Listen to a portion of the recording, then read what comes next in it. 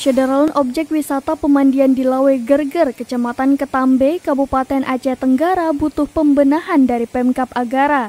Kondisi fasilitas publik seperti penampungan air dan MCK sangat minim. Sukeri, seorang pengunjung mengatakan, objek wisata Lawe Gerger terkesan tak terawat seperti pemandian air panas yang perlu dibenahi. Saat musim penghujan, air di kolam menjadi keruh karena tidak adanya bak penampungan. Objek wisata yang merupakan aset Pemkab Agara ini perlu perhatian serius dari pemerintah daerah maupun DPRK Aceh Tenggara, sehingga sektor pariwisata di Agara dapat maju dan menjadi sumber PAD serta meningkatkan perekonomian masyarakat setempat. Dari Aceh Tenggara, Asnawi Lui, Seram Beyond TV.